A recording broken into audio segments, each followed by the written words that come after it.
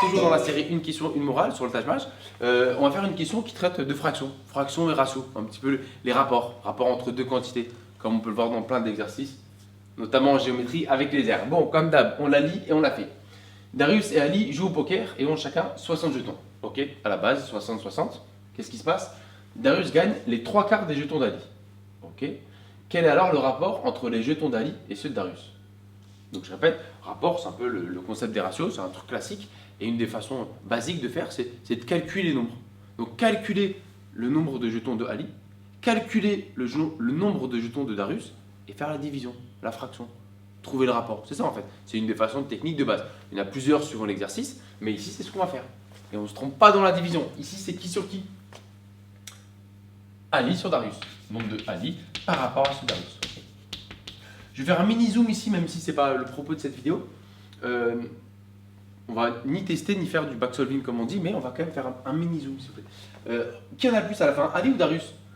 Bah Darius, il a pris les 3/4 de ses jetons, mais il y en a quand même beaucoup plus que lui, puisqu'à la base c'était 60-60. Donc cette fraction, le rapport que je cherche, c'est un nombre qui va être comment? Vu que Darius en a beaucoup plus qu'Ali. Bah, c'est une petite quantité, hein, 0, genre, je sais pas moi, 1 sur 8, 2 sur 17, un petit nombre, d'accord?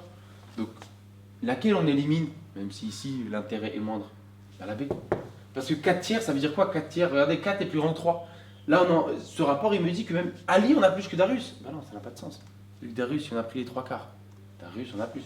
Donc on élimine la B, voilà, même si là, il en reste 4 et c'est pas forcément l'objectif de la vidéo. Ok, on y va. Qu'est-ce qu'il faut retenir dans cette vidéo? C'est le D ici. Darius a gagné les 3/4 des jetons d'Ali. Donc même si ici les nombres sont simples, voilà ce que je veux extirper de cette vidéo. Le fameux en maths, le du, de, D apostrophe. Quand on voit dans un exercice, 30% des élèves font latin. Un quart de l'héritage est parti à machin. Voilà. On peut parfois le faire d'une autre manière, mais dans le cas le plus compliqué, où on n'a pas des nombres adorables comme ça, il est indispensable de savoir que du, de, D apostrophe, ça se traduit par un fois en maths. Ça se traduit par une multiplication. Voilà. Donc 3/4, Darius a gagné, donc maintenant on va calculer ce que Darius a gagné. Il a gagné les 3/4 des jetons d'Ali. Donc 3/4 fois les jetons d'Ali. Et Ali en a combien? 60. Donc ensuite, encore une fois, dans les questions qu'on va faire, souvent l'élément de cours, il sera pas fou que je sortirai. Mais je vais insister sur comment aller très vite, parce qu'une des clés, c'est ça. C'est les calculs. À froid, vous ne les trouvez pas fous, il y a du 72, du 75, bon, ok, on peut aller vite. Non, l'idée, c'est pas aller vite, c'est aller très vite et pas faire de fautes. Donc c'est ça, en fait, de toute façon, quoi qu'il arrive, la morale de toutes les vidéos, c'est aller très vite et pas se tromper. Plusieurs façons de faire ce calcul. Soit on peut faire 3 fois 60, on divise par 4, comme les nombres sont gentils. Mais 60, c'est un nombre qu'on connaît bien, parce que c'est un nombre 60 comme 60 minutes. On le retrouve exactement dans tous les problèmes, toutes les questions sur les vitesses, etc. Donc en théorie, vous connaissez toutes ces décompositions à 60. 5 fois 12, 4 fois 15, etc. On est super solide là-dessus. Donc c'est pour ça que l'idée, c'était pas de faire 180 sur 4, pardon. C'est de me dire que ça fait 3 fois 4 fois 15. Le tout sur 4. Et bah oui, parce que la petite règle de fraction, une fraction fois un nombre, le nombre il va en haut. Éventuellement, voilà ce qu'on a retenu aussi également, ça c'est mini moral, hein, pas... une fraction fois un nombre, ce nombre il va en haut, d'accord?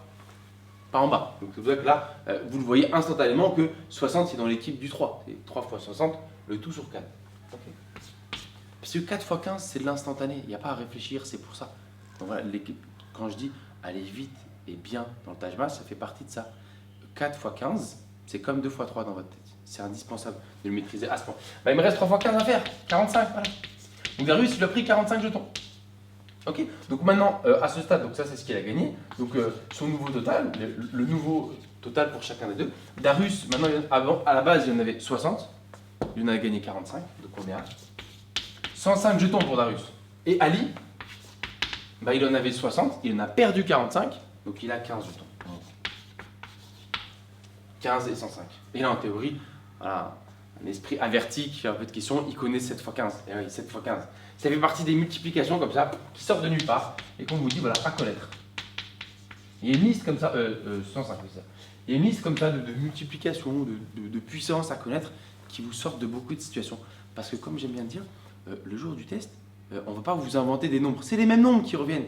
Donc, plus vous connaissez les tables, plus vous serez rapide. Parce que voilà, du 7 x 12, 7 x 15, 13 x 7, bon, Le 7 revient pas mal. Mais c'est des 12 fois 13, si vous voulez, c'est des calculs qu'on fait assez régulièrement. Donc c'est pour ça que les tables, il faut les connaître jusqu'à loin. Donc c'est pas tout à fait fini. J'ai dit quoi? On voulait le rapport de Ali sur Darius. Donc on veut A sur Darius. Ali, à la fin, on a dit qu'il en avait combien? 15. Voilà. Et Darius, il y en a 105. Alors, on va simplifier. Et là, on simplifie sans même se poser la question. D'abord par 5. Non, non, 7 fois 15. On le connaît, 7 fois 15. Donc on va simplifier par 15. En haut, il reste 1. Et en bas, il reste 7. Je suis allé un peu vite, je répète. 15, 15 fois 1. Et là, 7 fois 15. Je barre les 15, il reste rien. Donc 1. Et en bas, il reste 7. Elle est où? C'était là. Voilà ce qu'il fallait retenir ici de cette question. Du 2D, ça se traduit par un fois dans le monde des fractions, des pourcentages et même des probas. Très utile, surtout quand on ne sait pas 3/4 de quoi. Par exemple, 3/4 du reste. Vous voyez ce type de question? Où on n'a pas le nombre. Parce qu'ici, oui, 3/4, vous me dire, oui, mais c'est facile là. D'abord, on divise par 4, ensuite, on fait x3. Ça marche. Mais si on n'est pas le nombre de jetons et qu'il fallait poser x, là, d'accord? Du 2D, c'est fois. Ensuite, bon, voilà, c'est un mini rappel, c'était le petit bonus. Mais surtout, voilà, ce type de multiplication qui viennent comme ça, de manière sporadique dans les questions et sur lesquelles il faut être super solide. Donc, bien connaître vos tables jusqu'à très loin.